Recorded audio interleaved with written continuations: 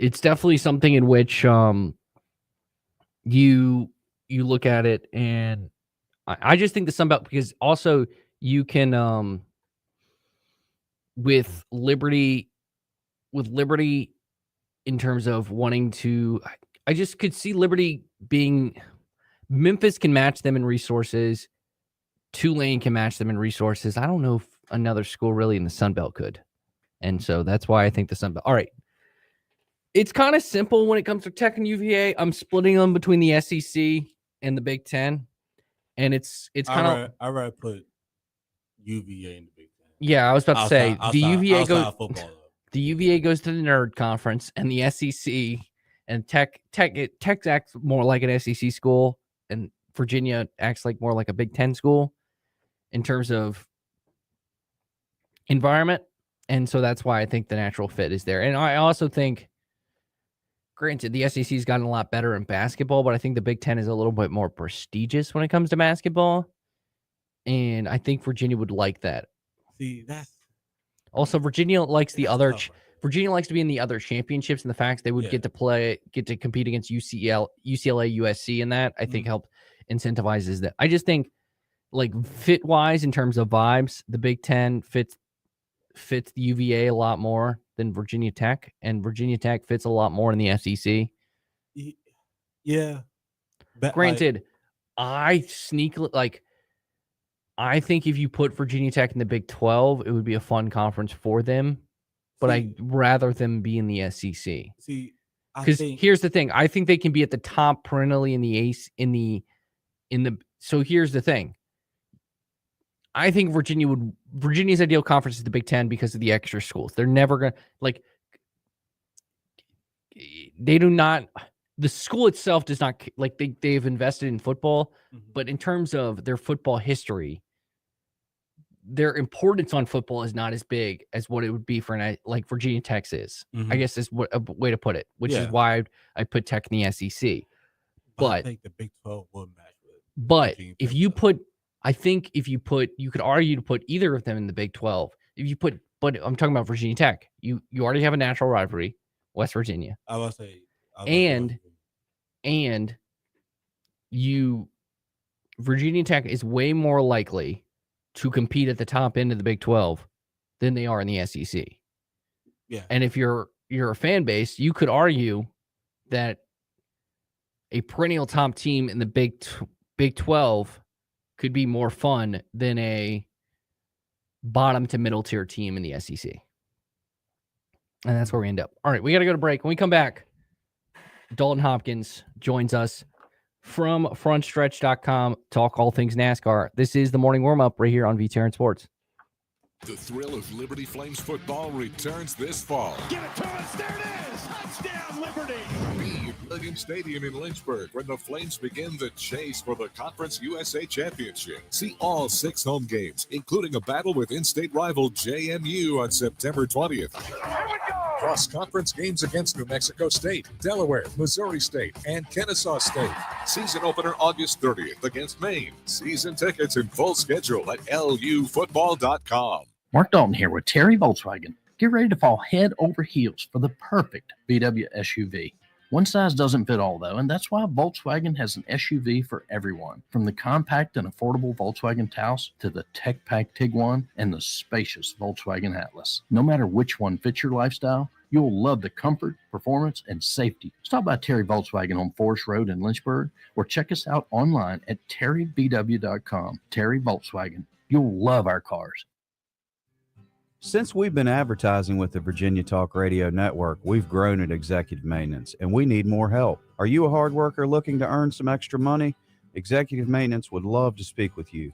We're adding honest, trustworthy people who have their own transportation and a good attitude. We'll check your references, so make sure you're ready to bring the right attitude to Executive Maintenance. If you bring that, then we'll bring you up to par with the skills needed to excel. Call us today and learn more at executivemaintenancelynchburg.com. Car insurance rates are rising rapidly. That's no secret. It's because the cost of medical care for those who are injured and the repair and replacement cost of damaged vehicles is skyrocketing. But what can you do about it? Hi, this is Judd Gardner with Gardner Insurance Solutions in Lynchburg. We've been helping Central Virginia drivers purchase the coverage they need at affordable prices since 1993. Talk with us before you pay again.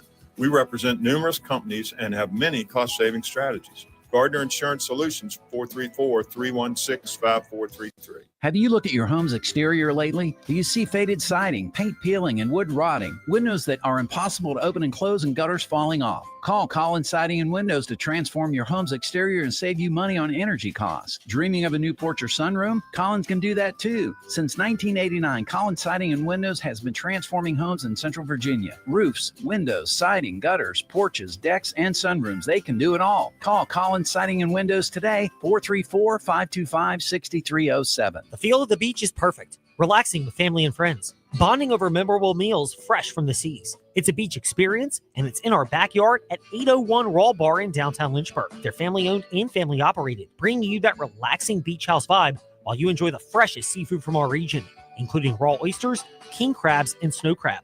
Not really a seafood person? Try their fresh handcrafted burgers, subs, pizza, and salads. Step into the relaxing beach house vibe at 801 Raw Bar on Church Street in downtown Lynchburg.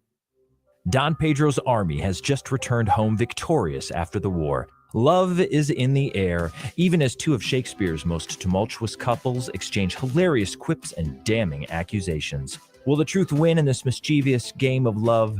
Find out in End Station Theater Company at Randolph College's dazzling music-filled outdoor production of Much Ado About Nothing, running July 2nd through the 20th at Point of Honor. For tickets and information, visit endstationtheater.org. Don't miss the huge July 4th sales event going on now at Magic City Chrysler Dodge Jeep Ram in Bedford. Save up to $11,000 off MSRP on a new 2025 Ram 1500, or save over $7,500 off MSRP on a new 2025 Jeep Wrangler Sport. Plus, we have over 230 incredible pre-owned vehicles in stock with big discounts. It's on the July 4th sales event, only at Magic City Chrysler Dodge Jeep Ram in Bedford, 1750 Independence Boulevard, MagicCityBedford.com. This fall, Saturdays belong to the Hokies. Oh, and these Hokie fans are going crazy here in College Town, USA. Lane Stadium, electrifying, iconic, the best in college football. Oh, you'd have to be here to believe it. Built by tradition and fueled by passion. Breaks free at the 10, to the 5, touchdown Tech. Where every roar and every cheer brings you home. Are you ready to start jumping? Tickets on sale now. Visit Hokiesports.com. Good morning. We are just getting your day started here on VTRN Sports with the morning warm-up. Stay connected with the show at Trey Lyle VT and Ty Tracy 90 on Facebook, Twitter, and Instagram. Listen wherever you are with the VTRN Sports app, or watch the show live on YouTube at youtube.com/VTRN Sports Lynchburg. Now, back to the morning warm-up. 7:43 on this Thursday, July the 3rd. Welcome back to the morning warm-up. Joining me now at Pitlane CPT on Twitter, Dalton Hopkins, frontstretch.com. Dalton, you last week wrote an article about the NASCAR Craftsman Truck Series and shrinking fields, prize monies, and some long-term possible systemic issues with the Truck Series. I know we got to talk about it a little bit during the Front Stretch watch party, during the, I think, was it a weather delay? During the, we had a lull point in the Atlanta race. So talking to you now about that, you got to talk to 5 different truck owners. What was your biggest takeaway in terms of what could be the long-term issues for the Truck Series? Well, when it comes down to it, I think it's a combination of things, obviously, but when it comes down to it, from what the team owners have said, it's all about the prize money. According to them, the prize money is not equal. It's not balanced as it is with the other series. And by that, I mean the Xfinity Series, the Cup Series, naturally, the prize money that you get is going to be more than the Truck Series. There's just no doubt about that. I mean, you can tell, right? Because the Truck Series is the 3rd tier series. However, in the Xfinity Series, if you finish like 30th, 31st to like 35th, you're still going to get a decent chunk. You're still going to get, I think the number I saw was 4,000 in bonus, like for bonus money. And then in the truck series, if you finish 31st, 35th, you're done. It doesn't matter. You're not going to get any bonus. You're not going to get any prize money, any bonus money. So that it would appears to be it's hurting the smaller teams more than the truck series than it is in the Xfinity series. And a lot of the team owners have said that it's not equal. That's why we're going to see small teams. It's a lot more difficult to run a small team in the truck series than it is in the Xfinity series. And if you don't believe them, I mean, it's kind of case in point. Look at the Xfinity series. They've had teams go home for races, and in the truck series, they've had short fields. They've actually had some of the shortest fields that the series has had in probably like 6 or 7 years. So the decline is real. There is a decline. That's what they're saying it is, of course. I talked to NASCAR about it as well, and you can read more about what they said in my article that you've already mentioned, Trey. But NASCAR's pretty much said, hey, it's all because of the media prize money. There was a different contract that the Xfinity series had than the truck series had, and that's where the extra money came from. Is that CW contract, if you want to get specific, that the Xfinity series receives. So there is an imbalance according to them. I don't see the checks in front of me, but everyone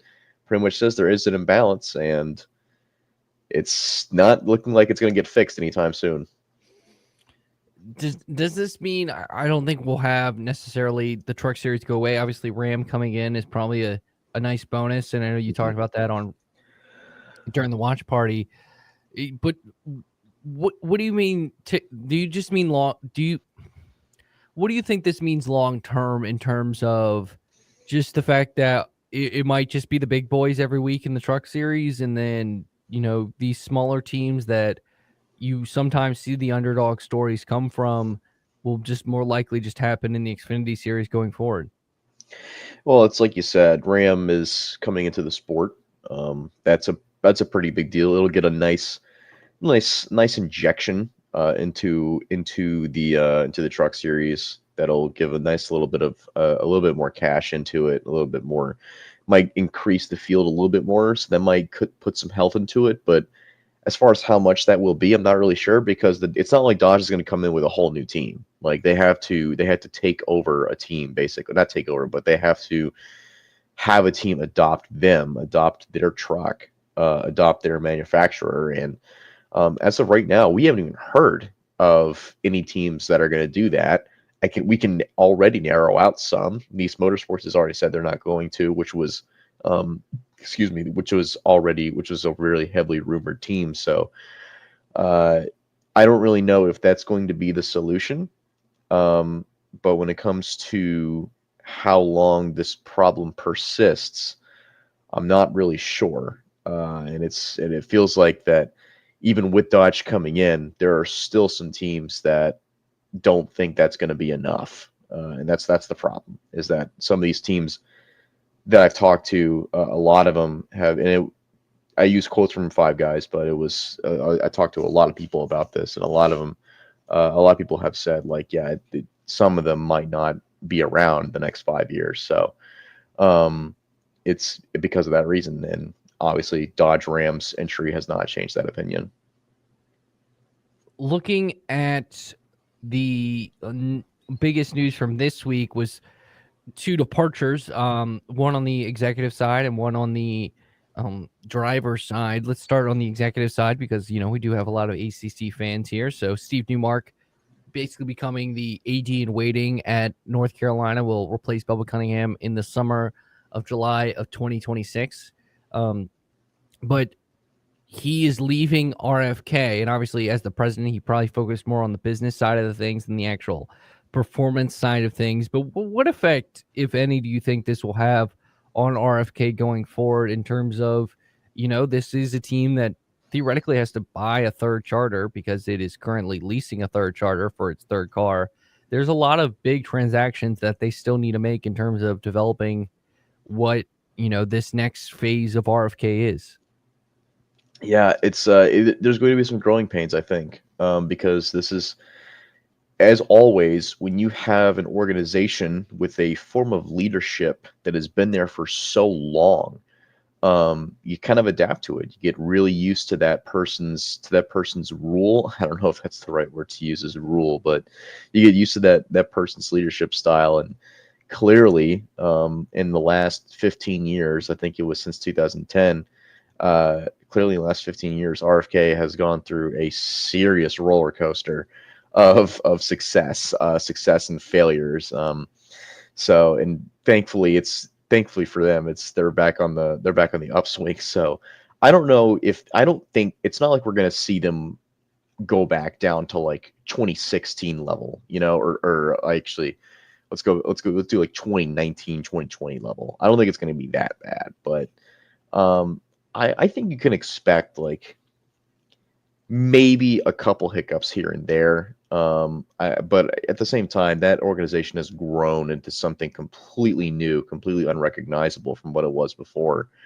So I don't think it's going to really hurt them that bad. I think it maybe on the organizational side, maybe at the shop, there might be a vacancy, there might be an absence that everyone's going to feel.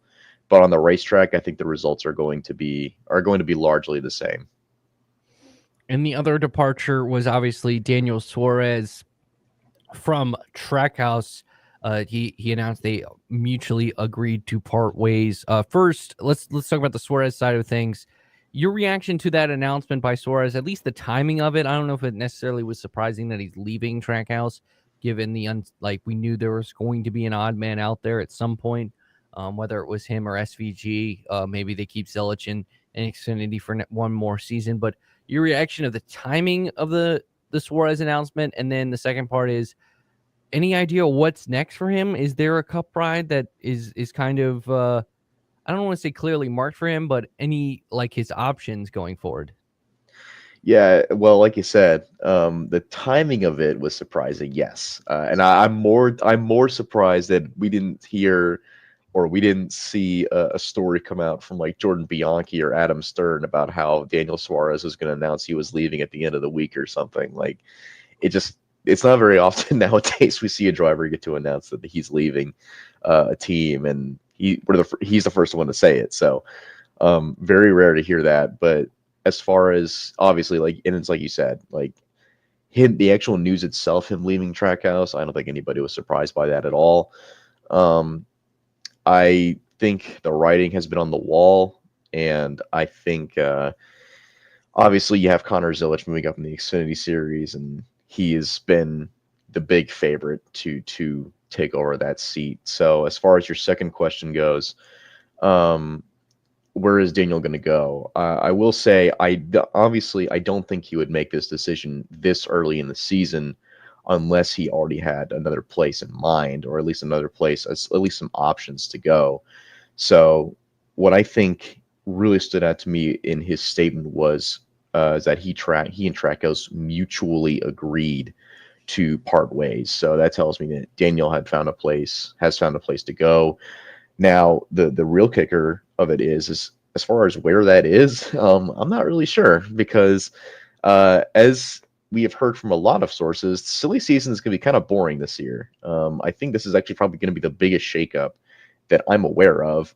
And with pending what's going to happen with Rick Ware, with that team's purchase, I don't really know if they're going to expand to a second car or a third car or second car or what have you, or Legacy Motor Club, if they're going to continue an expansion into third cars, as Jimmy Johnson has said in a statement recently. So maybe I don't really know, because it may be Legacy Motor Club, but I think Jimmy might have had somebody else in mind, Corey Heim, to actually put in that car. So I'm not really sure.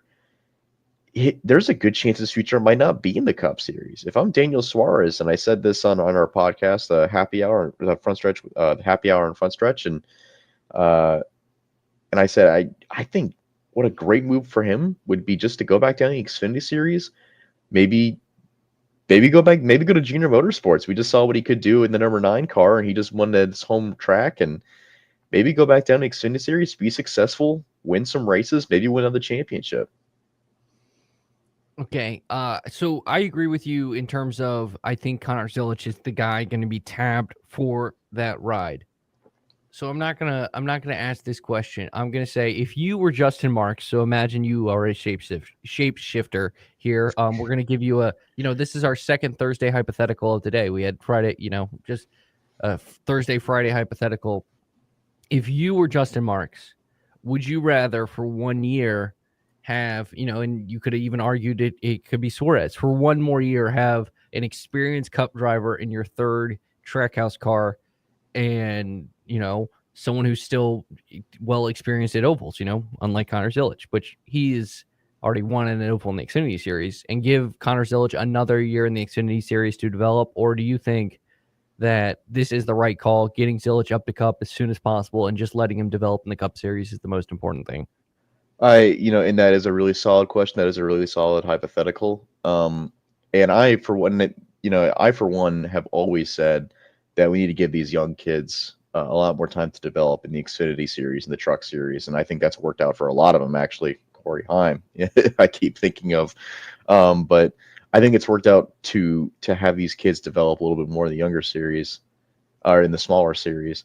However, I think this case might actually be an exception because I think Connor Zilich is a little bit different, and this is going to sound like I am just talking him up, and I'm only repeating what every other media outlet has ever said about Connor Zilich, and that the kid he almost seems like a phenom. He reminds me of like the hype around Joey Logano when Logano was coming up through the ranks. Everyone was calling Logano sliced bread.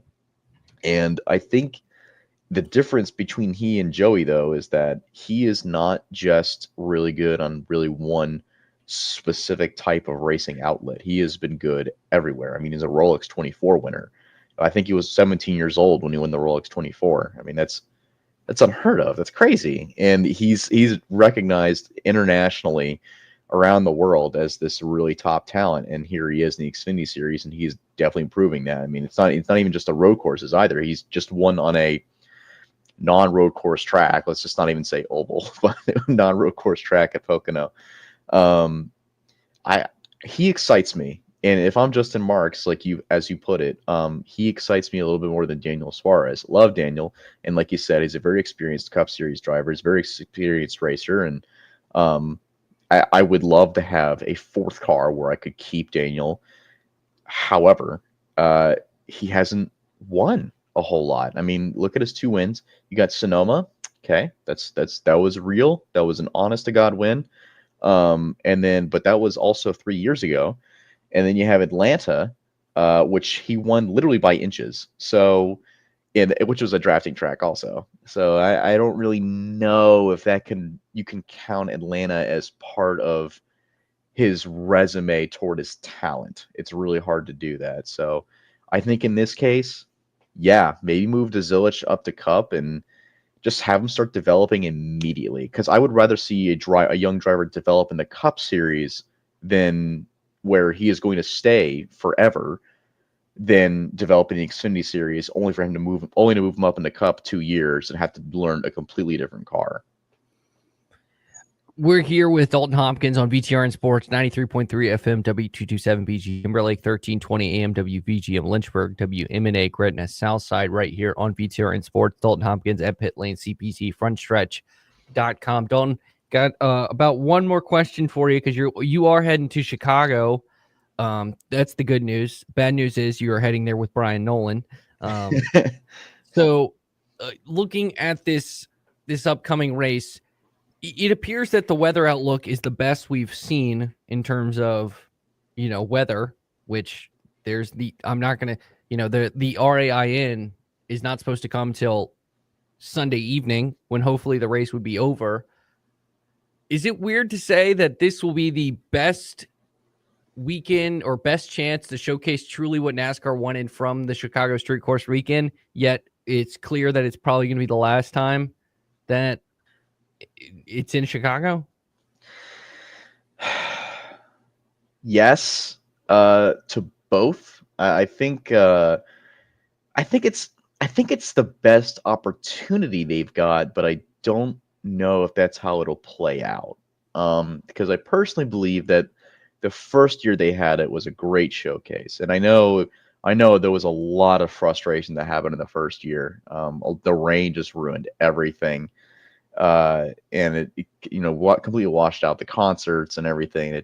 And the Xfinity Series race had to get stopped before its halfway point. The only time they've done that, and I don't know, I don't have the stats in front of me, but might have been the first time they've done that ever with the Xfinity Series. So that was a rough year. However, the outcome was extremely positive, and I think it's because you had a really solid race, even though it got shortened, and you had a really exciting winner in SVG. So I think that was maybe the best one, and also the whole vibe around it. I mean, the authenticity. I don't know if authenticity is the word, but the overall excitement around the event, because it was new and it was fresh. That's what really helped. This year you've lost that excitement. I mean, the excitement's still there, but the freshness, the new anticipation of this event, it's somewhat gone, because you kind of already have favorites as to who's going to win. I think anybody out there who's a betting man is going to probably put money on SVG. I would too. But when it comes to the rain itself, I think we're going to get the whole race in, because NASCAR has already they moved up the start time. Thank goodness. We're not going to have to deal with darkness, and again, we can race in the rain. So I think it's set up to be the best showcase for them, but I don't think we're going to remember it that way. Final question for you. What will be more entertaining, the fight between SVG and Connor Zilic in the Xfinity race, or someone trying to beat SVG in the Cup race? It definitely give me the Xfinity Series for sure. Yeah, remember last year it was Larson versus SVG, and that was a thriller. That was awesome in the Xfinity Series. There you have it, at Pit Lane CPT. Dalton Hopkins, don't worry, he's actually going to sit in this seat all day and just stand here until he has to get on the fast lane later today. So Dalton, thanks so much for pulling double duty today, and have fun this weekend in Chicago. Thanks, buddy. Thanks for having me on. That will do it for today in the morning warm-up. We're heading out to VSiN by the book, now in progress. Goodbye, everybody. Have a great 4th of July weekend. No show tomorrow. We'll be back on Monday. Clark is not going to be in the game, because if Clark was playing, I'm not sure the Fever would be this